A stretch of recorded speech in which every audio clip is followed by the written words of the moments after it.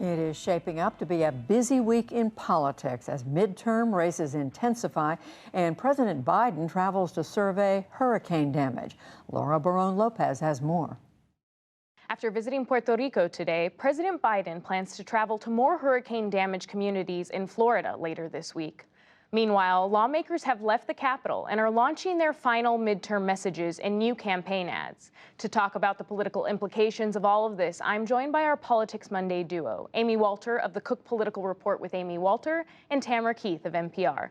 Thank you, ladies, for joining us. Amy, I wanted to start with you. President Biden was in Puerto Rico today, is going to Florida later this week, and Florida is poised to receive billions in dollars of disaster relief. That's led to some accusations against Florida Governor Ron DeSantis as well as Senator Marco Rubio, both Republicans, of hypocrisy because they voted against the same type of disaster relief for New Jersey when Hurricane Sandy hit. Is this impacting voters at all in terms of their perceptions of the Republicans in Florida? That's right. I think at this moment in time, especially in the immediate aftermath of this hurricane and the cleanup that is going to be needed afterward, where voters in the state are looking to Governor DeSantis and their senators is the amount of help that they can give them, and they want to see their elected officials focused really almost exclusively on what they can do to help, not getting in political fights or losing their focus on what is immediately in front of them.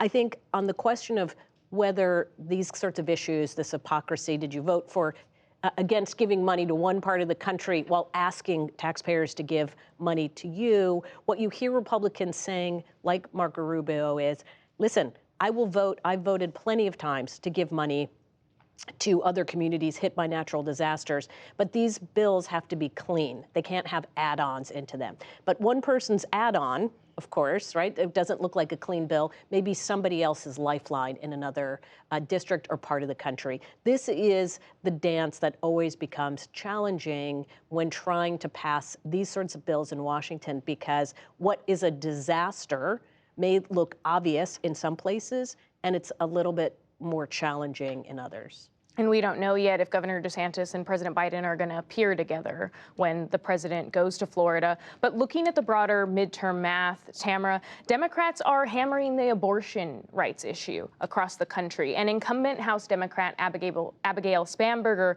just launched an ad featuring a rape victim in her race. At the age of 17, I was raped. It was devastating.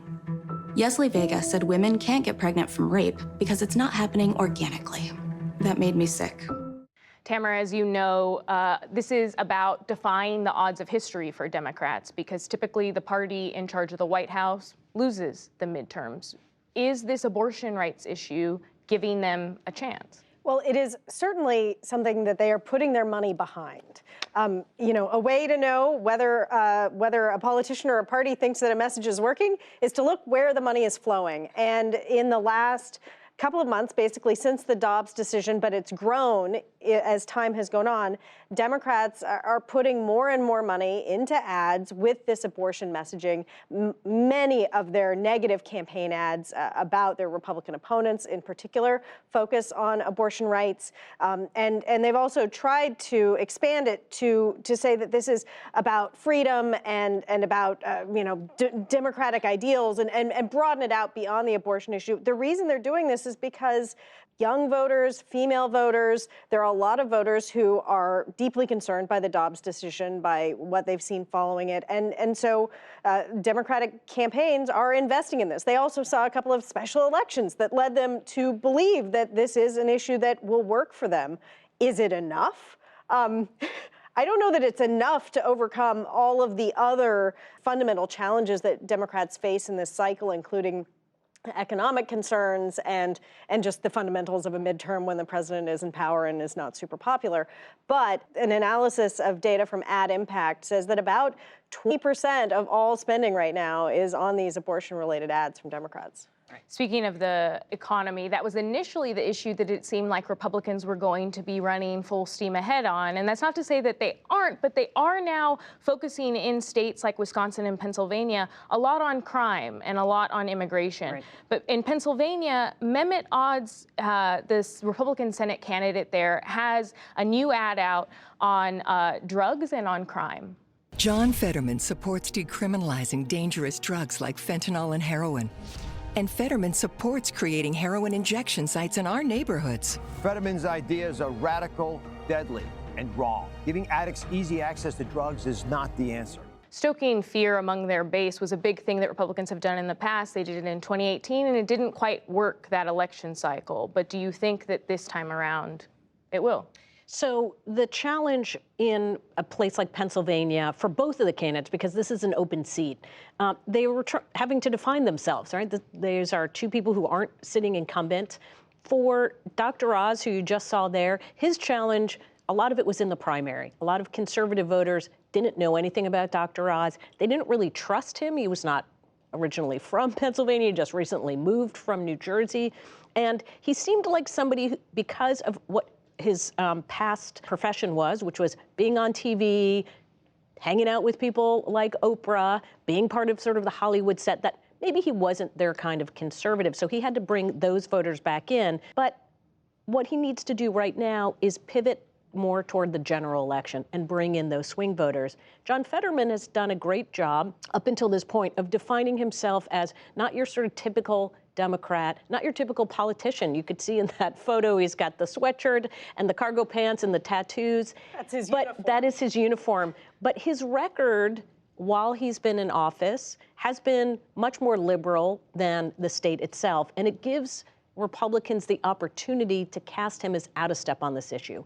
Look, just throwing out the term abortion or throwing out the term crime isn't going to work in every race. Not every candidate is going to be able to be easily labeled as out of step or to the extreme, out of the mainstream on those issues. But some candidates, like we saw in the abortion ad, have said things that put them outside of the mainstream.